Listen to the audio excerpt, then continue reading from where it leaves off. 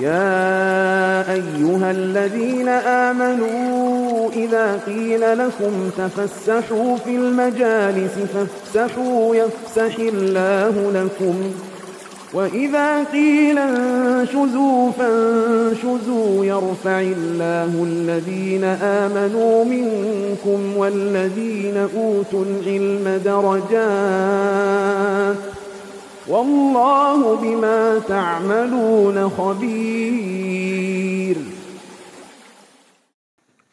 بسم الله. السلام عليكم ورحمة الله وبركاته. إن الحمد لله نحمده ونستعينه ونستغفره ونعوذ بالله من شرور أنفسنا ومن سيئات أعمالنا من يهده الله فلا مضل له ومن يضلل فلا هادي له وأشهد أن لا إله إلا الله وحده لا شريك له وأشهد أن محمدا عبده ورسوله صلى الله عليه وعلى آله وصحبه أجمعين وسلم تسليما كثيرا مزيدا. أما بعد، يا أيها الذين آمنوا اتقوا الله وقولوا قولا سديدا يصلح لكم أعمالكم ويغفر لكم ذنوبكم ومن يطع الله ورسوله فقد فاز فوزا عظيما.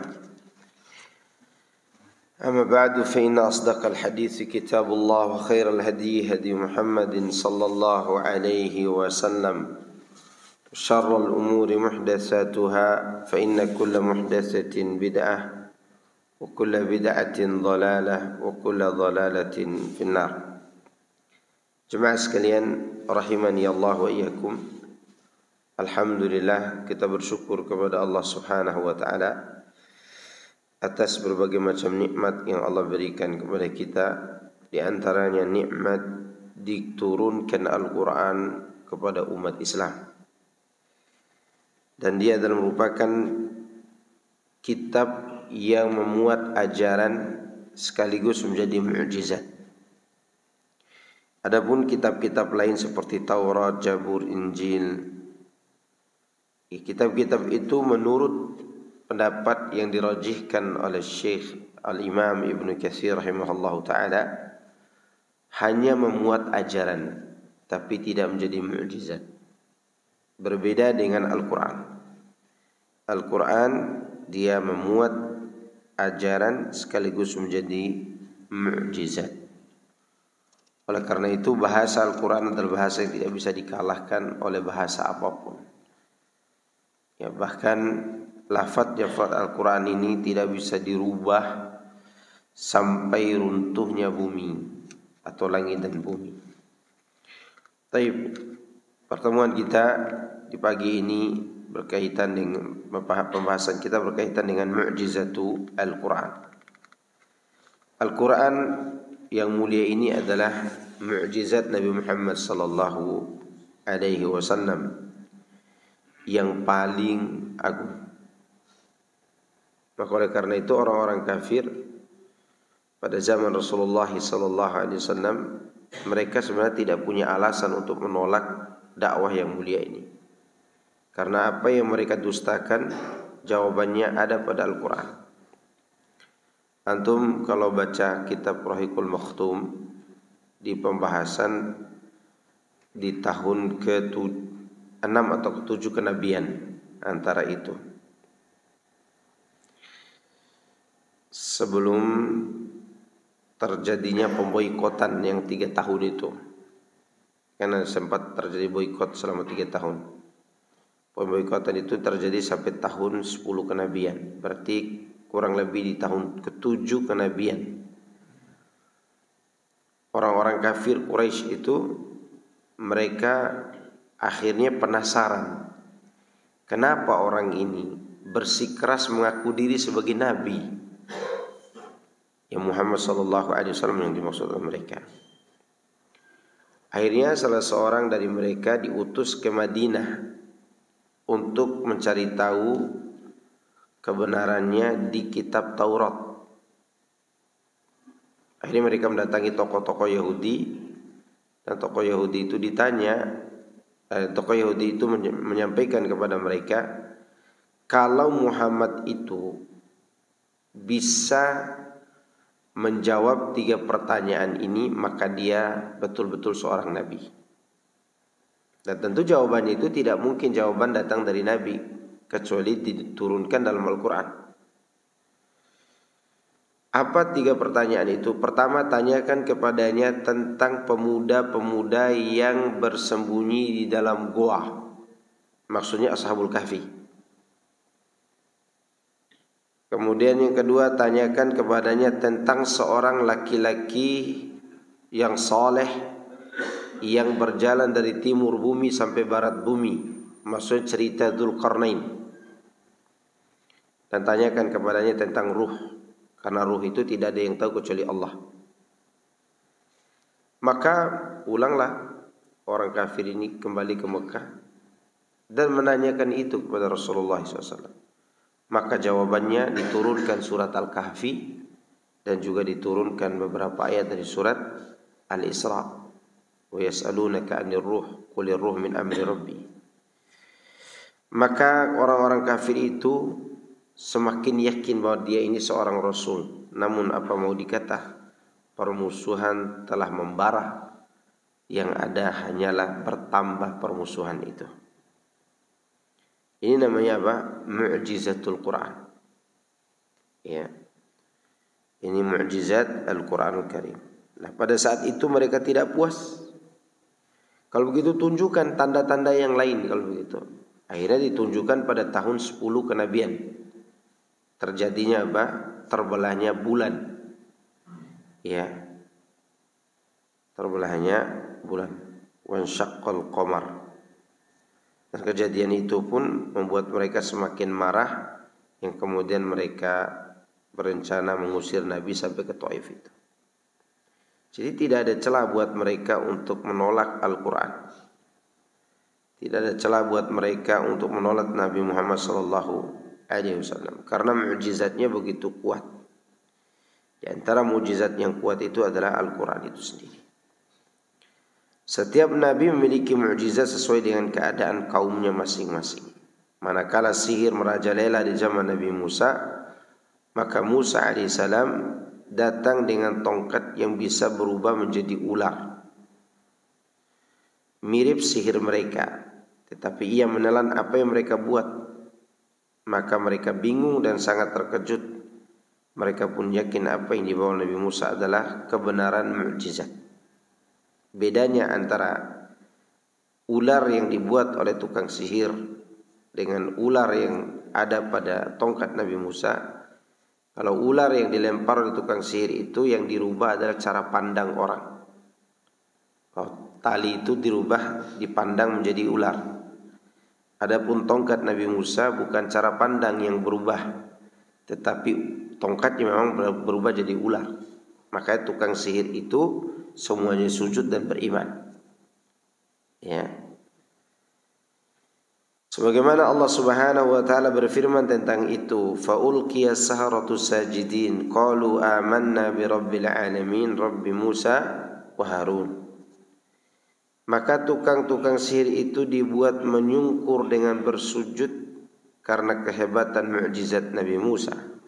Mereka berkata, kami beriman kepada Tuhan seluruh alam, yaitu Rabbnya Nabi Musa dan Harun. Hal ini tidak terjadi pada selain Nabi Musa.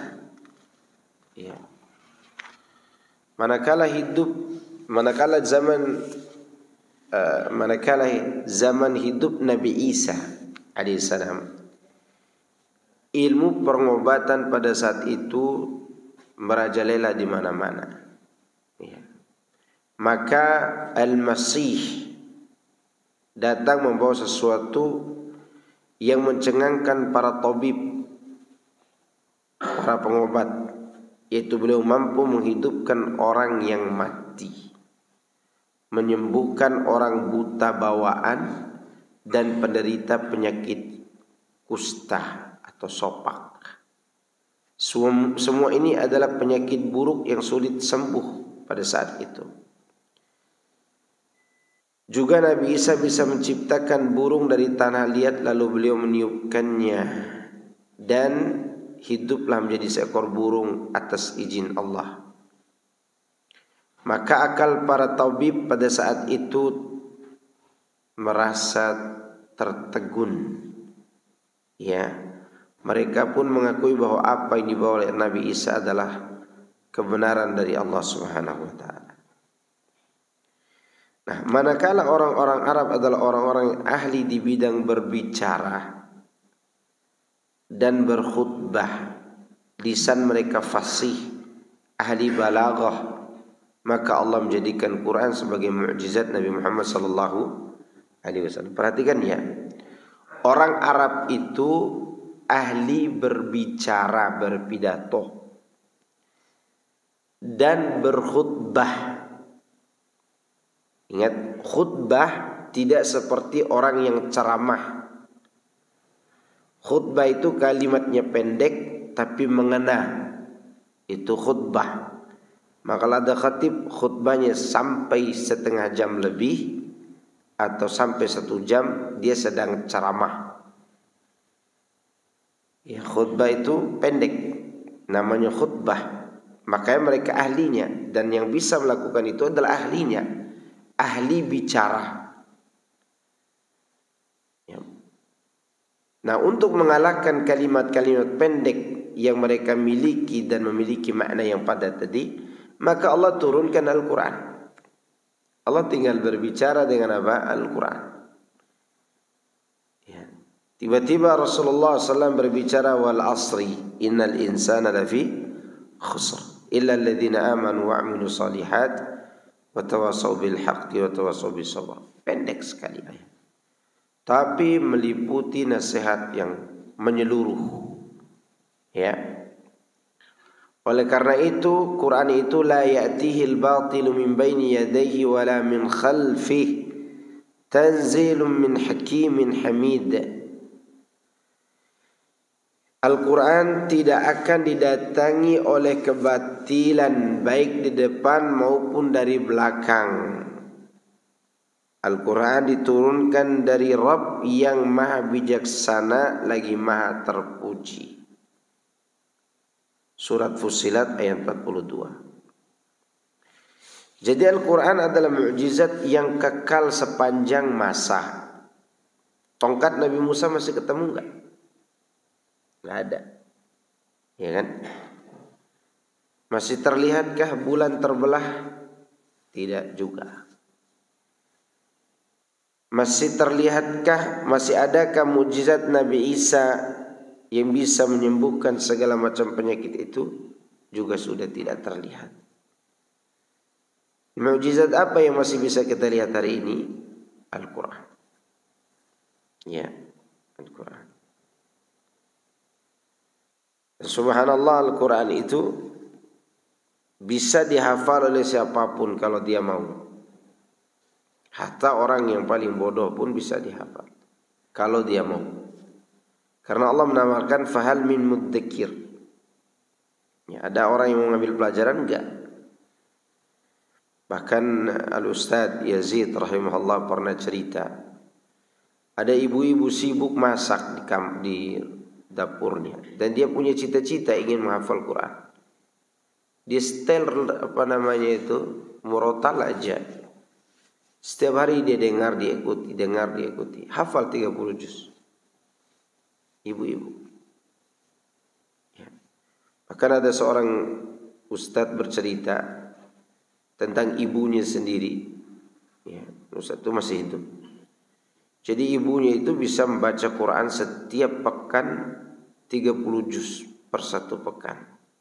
Padahal ibu ini sakit. Ada seorang ustadz, istrinya itu dicuci darahnya. Tadinya istri kayak tisu seperti ini bentuknya. Dan istri ana lihat bagaimana bentuk kulit istri ustadz itu, karena istri ana berguru kepada dia, gurunya istri ana. Persis seperti tisu ini, dan bisa diginikan kalau mau diginikan kulitnya. Tapi setiap kali dia siuman dari pingsannya, dia selalu subhanallah tanya ke suaminya, ada Quran enggak? Suaminya kasih Quran kecil itu. Dia baca gitu, baca pingsan lagi di rumah sakit. Begitu Sulaiman baca lagi.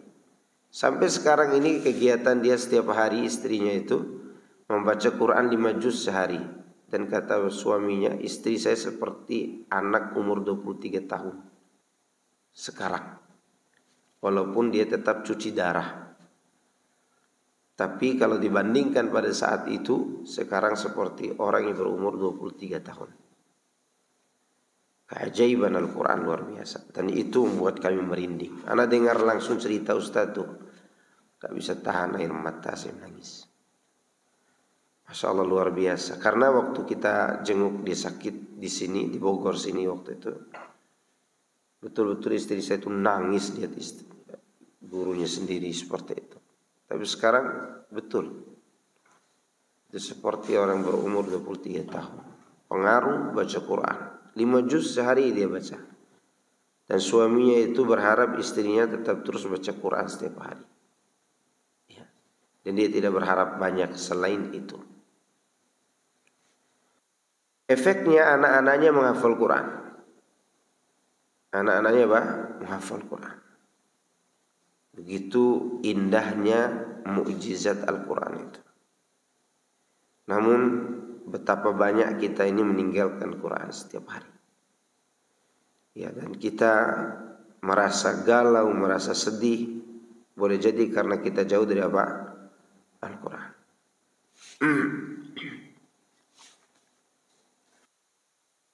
Al-Quran adalah mukjizat yang dibaca, ya, yang dibaca dan ditelaah oleh semua generasi di setiap zaman. Mereka mengetahui bahwa Al-Quran adalah kalamullah yang sebenarnya, bukan perkataan manusia. Allah telah menantang jin dan manusia agar mendatangkan yang semisal Al-Quran, atau 10 surat seperti Al-Quran, atau 1 surat sepertinya. Tapi tidak ada seorang pun dari jin dan manusia yang sanggup. Sejak Nabi Muhammad SAW diutus hingga zaman ini dan hingga selama-lamanya, tidak ada seorang pun yang sanggup membuat sebuah kitab seperti Al-Quran, atau seperti 1 surat darinya, sekalipun musuh-musuh Rasulullah SAW dan agama Islam berjumlah banyak di setiap zaman. Enggak ada yang sanggup membuat seindah Al-Quran. Ada sesuatu yang dibaca setiap hari yang tidak membosankan? Enggak ada. Pasti membosankan dibaca setiap hari, kecuali Quran. Ya, imam baca Al-Fatihah setiap hari ya. Mana ada makmum katakan di belakang, "Mam, ada surat lain apa?" Enggak ada. Dia akan mendengarkan Al-Fatihah itu setiap hari. Bahkan kalau antum baca ulang-ulang tafsir Al-Fatihah di kitab tafsir yang sama, tidak usah dipindahkan tafsirnya, maka di tafsir yang sama itu akan muncul faedah baru. Di tafsir yang sama, bukan tafsir yang berbeda. Jadi otak antum itu akan dibuat berjalan, berkembang. Bagaimana kalau kita berpindah dari satu tafsir ke tafsir berikutnya, satu kitab ke kitab berikutnya dengan surat yang sama, tidak usah surat yang jauh-jauh, surat Al-Fatihah saja. Ya. Maka kita akan temukan berbagai macam faedah dan ketenangan di jiwa kita. Begitu indahnya Al-Quran dan tidak ada yang semisal dengan Al-Quran. Kata Allah menantang mereka, "Wa in kuntum fi raibin mimma nazzalna ala 'abdina fa'tu bi suratin min mislihi wad'u syuhada'akum min dunillahi in kuntum shadiqin fa in lam taf'alu wa lan taf'alu fattaqun nar allati waquduha an-nasu wal hijarah u'iddat lil kafirin." Dan jika kalian meragukan Al-Quran yang kami turunkan kepada hamba kami Muhammad sallallahu alaihi wasallam, maka buatlah 1 surat semisal dengannya dan ajaklah penolong-penolong kalian selain Allah jika kalian orang-orang yang benar.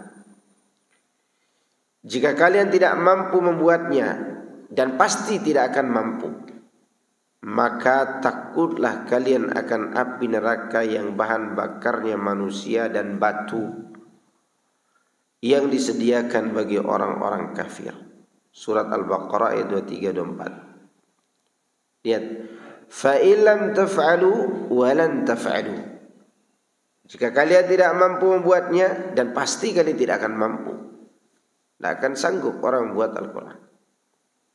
Ya. Allah juga berfirman, am yaquluna taqawwalah bal la yu'minun falyatu bihaditsin mislih in kanu shadiqin. Ataukah mereka berkata, Muhammad yang mereka rekayasa kalimat ini? Tidak demikian. Merekalah yang tidak beriman. Maka cobalah mereka membuat perkataan yang semisal dengan Al-Quran jika mereka orang-orang yang benar. Al-Walid bin Mughirah pernah berdiskusi dengan Abu Jahal. Abu Jahal itu, tahu Abu Jahal? Abu Jahal itu statusnya kayak Abu Janda lah kayak zaman. Ya. Dia itu adalah buzzer. Di belakang Abu Janda dan Abu Jahal ini ada ketua geng namanya Al-Walid bin Mughirah. Tidak tahu di belakang Abu Janda siapa. Dulu Abu Jahal, di belakangnya ada siapa? Al-Walid bin Mughirah. Al-Walid bin Mughirah membuat sebuah rencana. Karena ini musim haji, kita akan membuat sebuah isu. Muhammad ini dikatakan apa? Kata Abu Jahal, ya kita katakan saja dia tukang syair. Kata Al-Walid bin Mughirah, demi Allah, engkau dan aku sudah tahu, bahkan semua orang tahu, tidak ada di Mekah ini orang yang paling bagus syairnya melebihi syair aku, kata Al-Walid bin Mughirah. Dan syair itu tidak akan indah kecuali harus ada kebohongannya. Dan Muhammad tidak pernah berdusta, kata dia begitu. Mau kemana lagi kalau begitu? Fa aina tadhhabun? Seharusnya begitu kan? Kalian mau kemana lagi gitu? Karena sudah ada pengakuan dari seorang ahli syair terbaik di zaman itu. Bahkan ketua gengnya Abu Jahal dari suku Bani Makhzum, namanya Al-Walid bin Mughirah. Dia tidak bisa mengelak lagi. Sampai dia berpikir 3 hari apa yang harus dikatakan. Kemudian disimpulkan Muhammad tukang sihir. Kenapa? Karena dia memisahkan orang tua dengan anaknya, suami dengan istrinya, keluarga dengan kerabatnya. Karena itu pekerjaan tukang sihir kata mereka. Tapi setelah itu mereka ragu lagi. Masa seperti ini tukang sihir? Ya, tukang sihir ditahu sendiri bagaimana dia baca-baca jampi dia baca. Muhammad tidak pernah menghembuskan sesuatu kecuali dia baca dengan terang-terangan. Sihir itu apa? Main di belakang. Bingung mereka. Maka tidak ada yang semisal Quran. Mereka ragu, ya. Karena keraguan itulah mereka buat apa? Ini adalah rekayasa Muhammad. Sebenarnya bukan demikian. Sebenarnya mereka tidak mau percaya aja. Tidak mau beriman. Syekhul Islam Ibnu Taimiyah berkata, tantangan ini mulanya di Mekah. Karena surat-surat ini adalah surat Makkiyah. Yaitu surat Yunus dan surat Tur. Kemudian Allah mengulang tantangan di Madinah sesudah hijrah. Allah Ta'ala berfirman dalam suratul Baqarah, yaitu Tur ayat tadi, wa in kuntum fi raibi mimma nazzalna ala abdina ila akhir surah. Ya. Ini adalah tantangan pengulangan di Madinah. Adapun tantangan di Mekah itu terjadi pada surat Yunus dan surat At-Tur. Maka oleh karena itu, fa illam taf'alu wa lan taf'alu, kata Syekhul Islam Ibnu Taimiyah, yakni bila kalian tidak mampu melakukan sementara kalian sudah tahu bahwa ia adalah kebenaran, maka takutlah kalian kepada Allah. Jangan kalian mendustakannya, karena azab Allah karena adab yang Allah ancamkan kepada orang-orang yang mendustakan bisa menimpa kalian. Ya. Karena disebutkan walan taf'alu, kata lan di sini menunjukkan ketiadaan atau peniadaan masa depan. Berarti mereka tetap tidak akan bisa mendatangkan satu surat seperti Al-Quran di masa yang akan datang, sebagaimana Allah mengabarkannya sebelum itu. Allah Subhanahu wa taala memerintahkan dalam surat ini agar mengucapkan subhana, dan ia dalam surat Makkiyah, yang mana Allah membukanya dengan masalah Isra yang terjadi di Mekah dengan dalil ayat Al-Quran dan hadis mutawatir. Ya, artinya ketika Allah berbicara tentang Isra dan Mi'raj, itu dibenarkan juga oleh Al-Quran. Makanya ditantang ketika mereka tidak mau menerima kabar itu. Qul la in istama'atil insu wal jinnu ala an ya'tu bimithli hadzal Qur'an la ya'tuna bimithlihi walau kana ba'dhum li ba'din dhahira. Katakanlah, jika manusia dan jin benar-benar berkumpul untuk membuat yang serupa dengan Al-Quran ini, niscaya mereka tidak akan dapat membuat yang serupa dengannya, sekalipun sebagian mereka menjadi pembantu bagi sebagian yang lain. Ayat ini diturunkan ketika mereka mendustakan Isra dan Mi'raj. Turun suratnya. Tahun berapa surat Isra dan Mi'raj itu?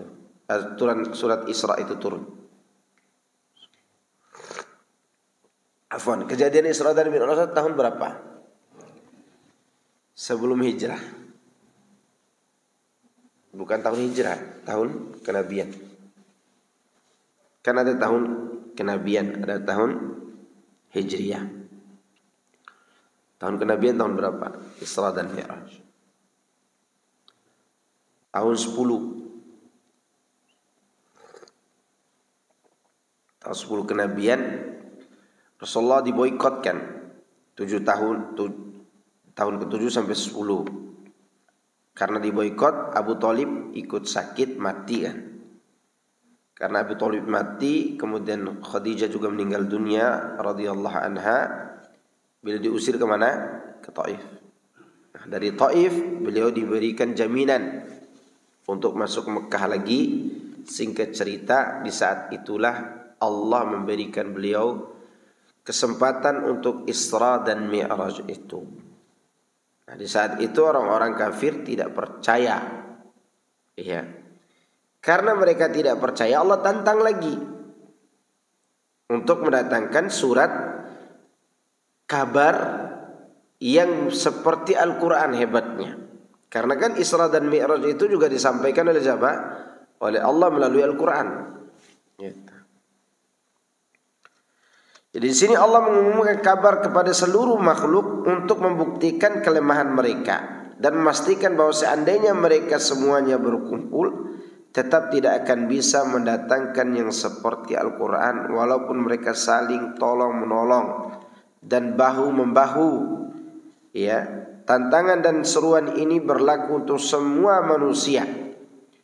Tantangan ini didengar oleh siapa yang mendengar Al-Quran. Orang awam dan orang terpelajar mengetahui tantangan ini. Dan sudah diketahui bahwa mereka tidak berani menjawab tantangan ini dan tidak mendatangkan satu surat sepertinya. Dan sejak Rasulullah SAW diutus, perkaranya tetap demikian. Padahal sudah dimaklumi bahwa manusia seluruhnya adalah kafir sebelum beliau diutus. Manakala Rasulullah SAW diutus, hanya sedikit dari mereka yang mengikuti beliau. Orang-orang kafir sangat getol untuk membantah kata-kata beliau, berusaha dengan segala cara yang mungkin. Terkadang mereka pergi menemui ahli kitab, bertanya kepada mereka tentang hal-hal gaib, sehingga mereka bisa bertanya tentangnya kepada beliau. Sebagaimana mereka bertanya tentang kisah Yusuf, Ashabul Kahfi dan Dzulqarnain. Ya. Terkadang mereka berkumpul dalam satu pertemuan, sesudah satu pertemuan, agar bisa bersatu dalam satu kata tentang apa yang akan mereka ucapkan terhadap Muhammad. Mereka mulai membuat perumpamaan hanya karena perumpamaan baginya, menyamakannya dengan seorang yang tidak sepertinya, hanya karena sisi kemiripan tertentu, padahal perbedaannya sangat jauh dan kentara, seperti sihir. Ya, terkadang mereka berkata dukun, terkadang mereka berkata penyair, dan tuduhan-tuduhan lainnya. Ya, yang mana tuduhan itu sendiri kembali kepada diri mereka. Selain dari kalangan mereka, orang-orang berakal pun mengakui kebenarannya dan beriman. Contoh, ya, iqtarabatis sa'atu wa syaqqal qamar. Itu kan sebuah kabar. Telah dekat hari kiamat dan bulan terbelah. Rasulullah mengajak mereka untuk melihat bulan. Terbelah 2 bulan itu dan terlihat terbelahnya. Kata mereka, ini sihir ya Muhammad. Sihru mustamir, kata mereka. Mustamir di sini 2 maknanya. Sihir yang akan hilang atau sihir yang terus menerus. Ya. Maka mereka mengatakan, ayo kita buktikan kalau ini sihir. Gimana caranya? Karena kan ini mata kita yang disihir nih. Ada orang lain yang tidak melihatnya seperti itu. Siapa? Panggil pedagang-pedagang yang baru datang itu. Dipanggillah pedagang pada kafilah satu kelompok. Coba kalian lihat, terbelah nggak bulan itu? Iya, terbelah 2, kata pedagang itu. Nah, ini kayaknya kena sihir juga pedagang ini. Dipanggil lagi pedagang lain. Sini, dipanggil oleh mereka. Dilihat ke atas. Gimana? Bulan terbelah nggak? Iya, terbelah bulan itu. Mereka tidak bisa lagi mengelak bahwa betul-betul apa yang disampaikan Quran itu terjadi. Demikianlah mereka tidak bisa berbuat apa-apa kecuali anarkis. Maka sekarang kalau ada kejelasan sunnah dan tetap dimusuhi, berarti mereka sudah tahu apa belum tahu? Sudah. Cuman mereka tidak bisa membantah. Demikianlah yang terjadi pada zaman itu. Orang yang berakal, jemaah-jemaah haji atau orang selain kaum Quraisy, mereka beriman. Mereka beriman. Bahkan ada orang-orang yang dulunya merantau kembali ke Mekah karena belum terpengaruh oleh Abu Jahal dan kawan-kawan, beriman juga dengan Rasulullah sallallahu alaihi wasallam hanya karena mendengar kabar Muhammad itu gila. Umar radhiyallahu anhu dalam riwayat Ibnu Ishaq, dan riwayat ini masih dipertentangkan sahih dan tidaknya. Tapi ini ada dalam kitab sejarah. Ya. Ibnu Ishaq dan Ibnu Hisham itu kalau meriwayatkan sejarah menggunakan kataan, maka itu dipertentangkan, diberbicarakan oleh para ulama. Tapi kalau dia meriwayatkan haddatsani fulan, itu sahih riwayatnya. Nah, ini ada sebuah riwayat dan itu dinukilkan juga oleh Syekh Safiur Rahman Al-Mubarakfuri dalam kitab Ar-Rahiqul Makhtum, di mana suatu malam Umar bersembunyi mengintip kegiatan Rasulullah SAW yang sedang sholat. Diintip. Dalam hatinya dia katakan, indah sekali syair yang dibaca Muhammad ini. Ini bisikan, kalimat bisikan, bukan kata, wow dia nggak syair itu, nggak begitu. Umar ini lagi berbisik pada dirinya sendiri. Ini adalah syair ini. Turun ayat, wa ma huwa biqauli syairin qalilan ma tu'minun. Surat Al-Haqqah itu. Nabi lagi baca surat Al-Haqqah. Wah, dia tahu ucapan saya ini. Kayaknya dia dukun nih orang ini. Kemudian lanjut ayatnya, wala biqauli kahin qalilan ma tadhakkarun. Pulang dia. Saat itulah Umar itu bingung. Lalu dia akhirnya masuk Islam atas doa Nabi SAW. Tapi sekali lagi riwayat ini riwayat yang masih dibicarakan. Ya, walaupun Syekh Safiur Rahman Al-Mubarakfuri memasukkannya dalam kitab Ar-Rahiqul Makhtum, dan kitab itu direkomendasikan untuk dibaca. Ya. Taib, ini mengenai mukjizat Al-Quran. Umar itu bingung sebenarnya waktu itu. Ini ucapannya indah, tapi menusuk dada di dalam hati Al-Quran. Ya. Karena mereka kan orang-orang sastrawan, paham. Kalau kita biasa aja baca, ia membaca inna a'tainakal kautsar. Karena kita tidak tahu bahasa Arab, biasa aja kita dengarnya. Tapi bagi mereka sastrawan, kalimat itu kalimat yang luar biasa. Karena Allah mendahulukan dengan kata taukid, inna.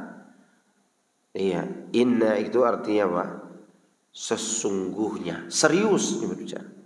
Contohnya wal asri innal insana lafi khusr. Ini bukan sekedar rugi, betul-betul rugi kita ini. Betul-betul tenggelam dalam kerugian. Jadi Allah serius bersumpah, kemudian gunakan lamu taukid, kemudian berbicara tentang kerugian. Itu kalau orang sastrawan paham betul itu kalimat, sangat dalam. Ya. Kalau kita mah biasa aja. Contoh lagi, contoh yang menunjukkan bahwa biasanya orang Indonesia membaca Quran. Khatibnya mungkin dia tidak bisa bahasa Arab, berdiri di atas mimbar. Ya.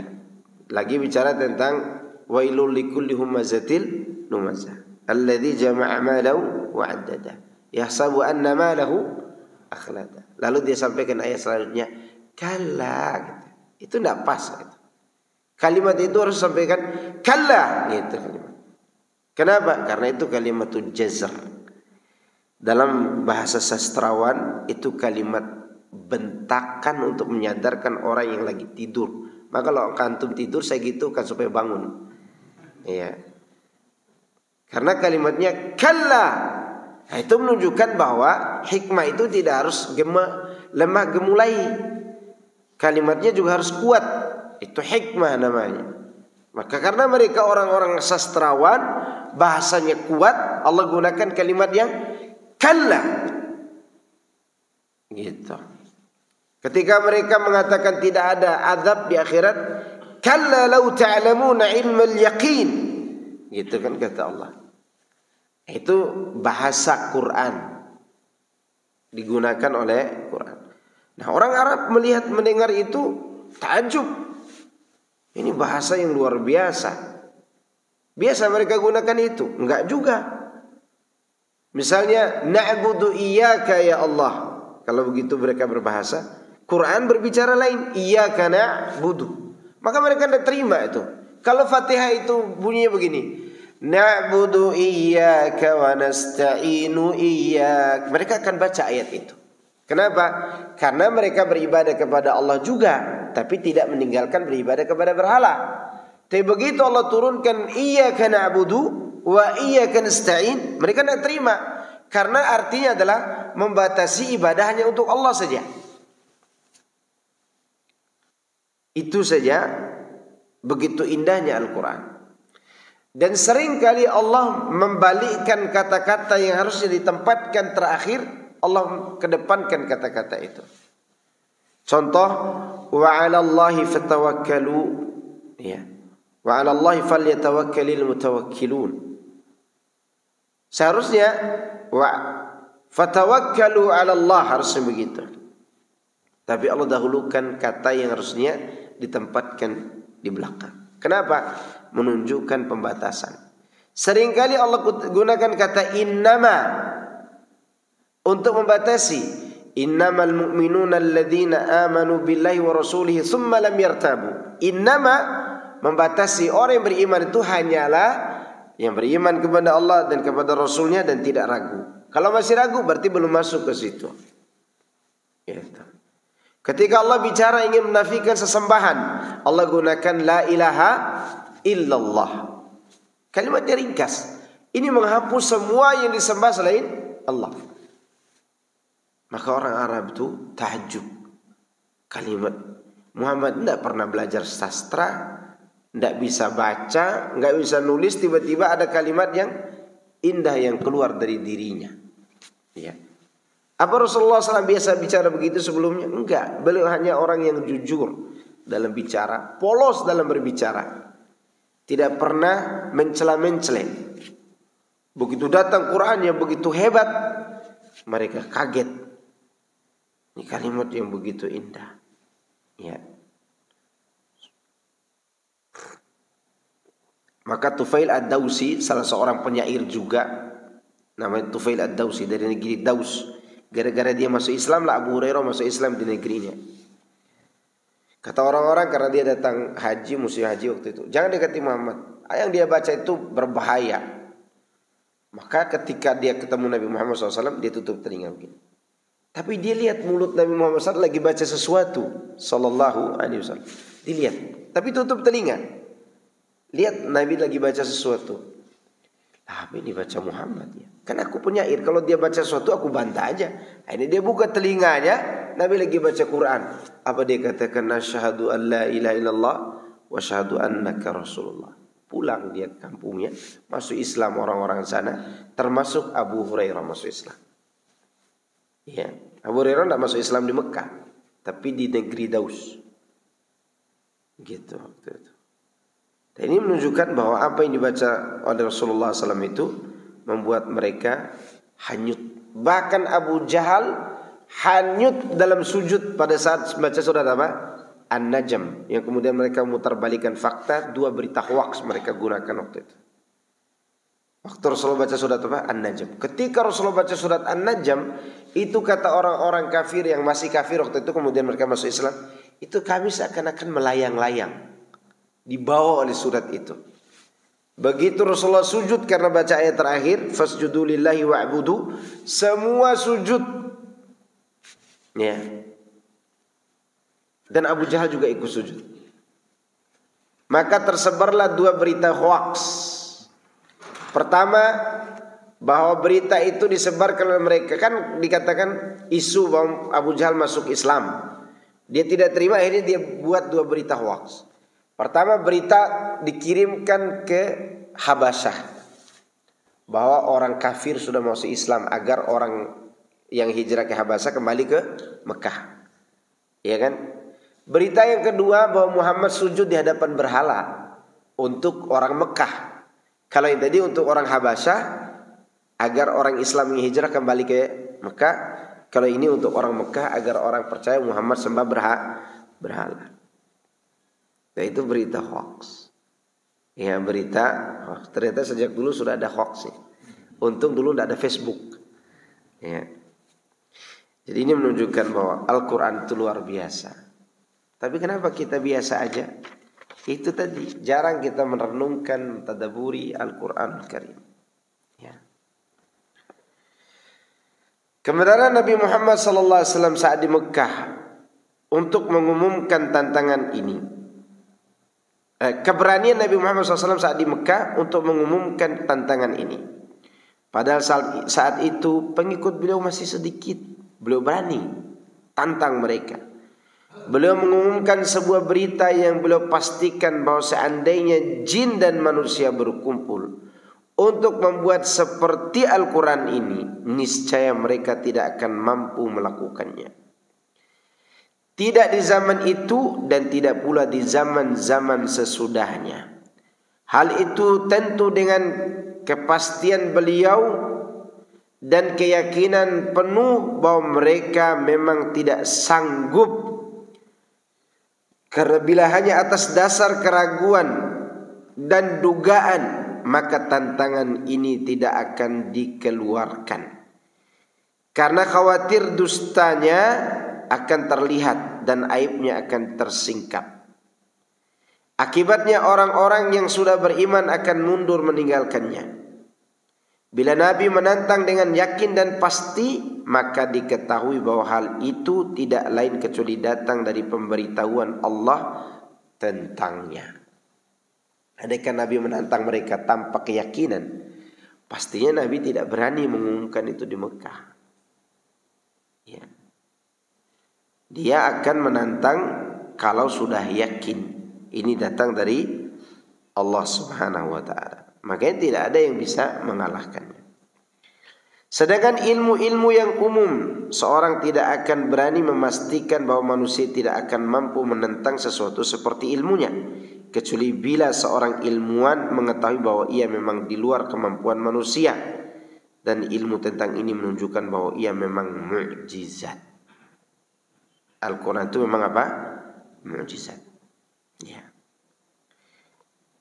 Lafaz Quran di Afrika dengan sini berbeda enggak? Enggak berbeda lafaznya. Tapi Injil, Taurat Bible akan berubah tergantung kepentingan si pendeta. Ya.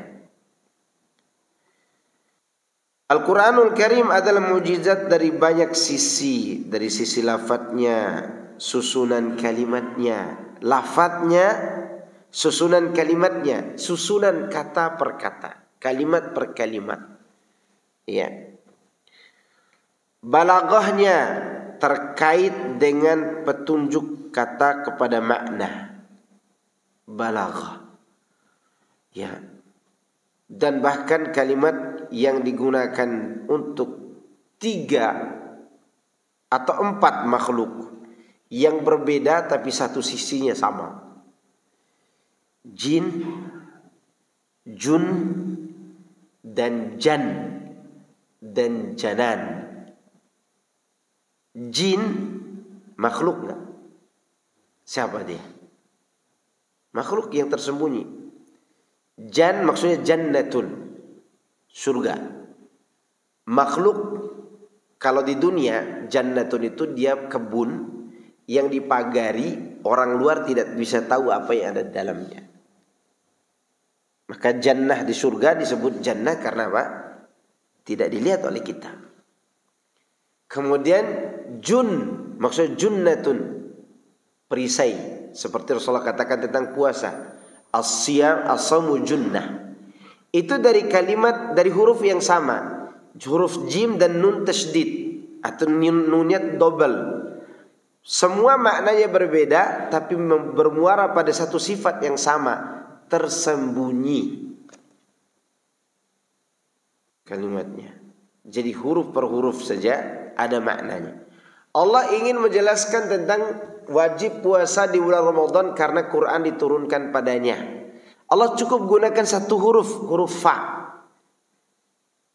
Syahrul Ramadan alladzi unzila fihi al-Quran hudan lin-nasi wa bayyinatin minal huda wal furqan. Kemudian setelah itu faman, fa. Kalimat apa? Faman. Ini huruf. Fa ini huruf yang menjelaskan tentang kenapa wajib puasa bagi orang yang melihat hilal bulan Ramadan. Jawabannya karena, maka fa itu namanya fa'us sababiyah, karena Quran diturunkan di bulan Ramadan. Contoh lagi penggunaan kata ba di awal bismillah, bismillahirrahmanirrahim. Ba ini fungsinya 2, ba'ul isti'anah dan ba'ul at-tabarruk. Ba untuk mohon pertolongan, ba untuk meminta keberkahan. Kemudian penggunaan ba dengan kata isim dan kata lafaz Allah itu digabungkan menjadi satu, menunjukkan bahwa seakan-akan kita menyebut semua nama Allah yang kita tahu maupun yang kita tidak tahu. Artinya ketika kita sebut bismillah seakan-akan kita katakan dengan menyebut nama Allah Rahmanur Rahimul Malikul Quddusus Salamul Mu'minul Muhaiminul Azizul Jabbarul Mutakabbir dan seterusnya. Cukup menggunakan apa? Ba, isim, lafaz Allah. Adapun Ar-Rahmanur Rahim setelahnya untuk menjelaskan saja kepentingan daripada 2 nama itu. Lihat bagaimana huruf yang digunakan oleh Al-Quran. Bagaimana bisa ditantang Al-Quran? Segitunya aja udah tidak bisa ditantang. Itu huruf, bukan kalimat. Bi namanya. Kalau kita sebut ba aja, alif, ba, ta, ada maknanya? Nggak ada. Tapi begitu dia dibuat di dalam Quran, ba-nya aja bisa dijelaskan bagaimana fungsinya. Gitu ya kawan. Dan maka nama-nama Allah dalam Al-Quran itu tidak ada yang tak memiliki makna. Dan maknanya semuanya indah. Dan kita tidak butuh lafaz yang lain selain yang Allah sebutkan dan juga Rasulullah SAW sebutkan. Maka di sini sebutkan Al-Quranul Karim. Ya.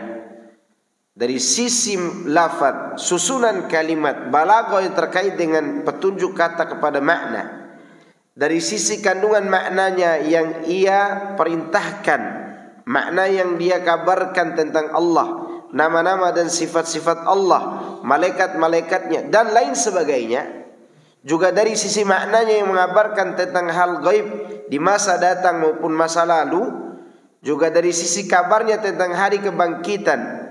Dari sisi argumentasi-argumentasi kokoh yang dijelaskan. semuanya jelas. Maka oleh karena itu kalau mau meneliti tentang hari kiamat, masalah gaib, masuk akal nggak hari kiamat itu ada? Masuk akal. Hanya saja bukan hari kiamatnya yang kita teliti, tetapi suatu yang berkaitan yang mirip dengannya. Mirip dengan kejadian hari kiamat. Contoh, Allah katakan, "Wa nazzalna minas sama'i ma'an mubarakah, fa'ambatna bihi jannati wa habbal hasid." Betul ya Ustaz? Fa'ambatna bihi jannati wa habbal hasid. Wan nakhla basiqatin laha tal'un nadid. Rizqan lil ibad. Wa ahyayna bihi baldatan maita. Kadzalika al-khuruj. Lihat kata Allah. Dan kami turunkan dari langit air yang diberkahi. Oke? Dengannya kami tumbuhkan tumbuh-tumbuhan, kebun-kebun. Ya.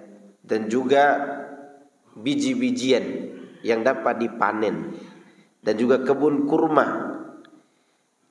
Dan kami hidupkan dengan air itu bumi yang telah mati.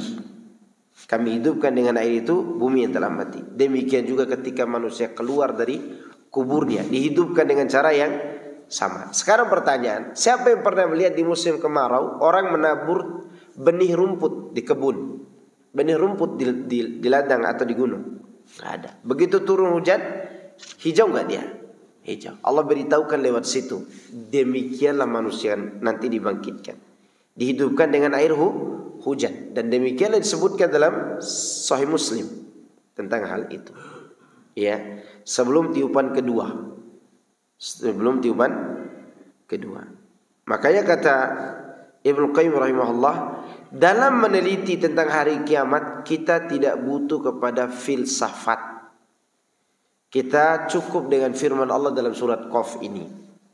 Ya, surat Qaf. Kata Al-Imam Ibnu Qayyim dalam kitabnya Al-Fawaid.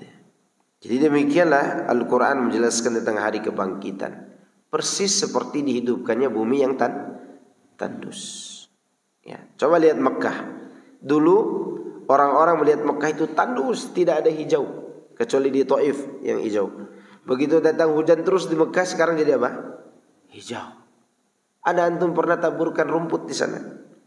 Enggak ada, enggak ada sesuatu apapun di situ. Begitu hujan turun, jadilah hijau. Jadi apa? Hijau. Apalagi manusia yang pernah ada. Maka untuk menghidupkannya, kata Rasulullah SAW dalam Sahih Muslim, "Summa yunzilullahu mataran katil awidzil." Kemudian Allah turunkan air hujan seperti rintik-rintik atau embun, maka fatambutu minhu ajsadun nas. Dari situ manusia tumbuh kembali. Demikianlah Al-Quran berbicara tentang hari kiamat.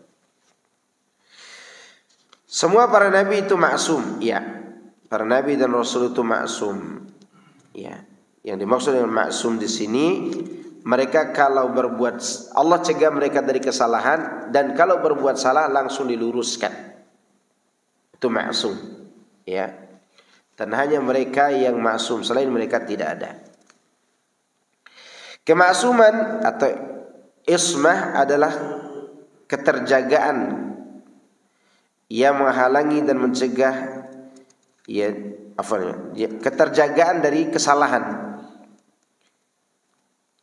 Yang menghalangi dan mencegah disebut dengan asim. Al-i'tisam adalah memegang teguh sesuatu. Yang dimaksud dengan ismah di sini adalah penjagaan Allah bagi para nabi dari dosa-dosa dan kemaksiatan. Ya. Syekhul Islam Ibnu Taimiyah menjelaskan tentang itu. Terjadi perbedaan pendapat dalam masalah ini, sekaligus menetapkan pendapat yang rajih darinya. Para nabi itu maksum dalam apa yang mereka kabarkan dari Allah, dan dalam tabligh menyampaikan risalah kepada manusia berdasarkan kesepakatan umat. Karena itu wajib beriman kepada segala yang mereka datangkan. Kalau ini yang maksum itu, maksum dalam menyampaikan apa? Risalah. Adapun kepribadiannya terkadang lupa, ya. Nabi Muhammad SAW juga lupa. Ya, terkadang salah mengambil sikap ketika tidak ada wahyu. Contoh Rasulullah sallallahu alaihi wasallam waktu perang Badar. Perang Badar, beliau memilih sumur-sumur kecil untuk dikuasai. Datang seorang sahabat, "Ya Rasulullah, apakah pilihanmu ini ada wahyunya?" Kata Rasulullah, "Tidak, ini adalah inisiatifku." Kata sahabat itu, "Saya mau bermusyawarah, kalau bisa sumur ini kita kubur dan kita ambil sumur yang besar." Maka Rasulullah memilih apa yang dipilih oleh sahabatnya. Karena waktu itu belum ada apa? Wahyu. Gitu. Demikian juga waktu perang Khandaq. Waktu itu Rasulullah SAW mengetahui bahwa pasukan Quraisy hanya 4.000 dan kaum muslimin 3.000, insya Allah sepadan.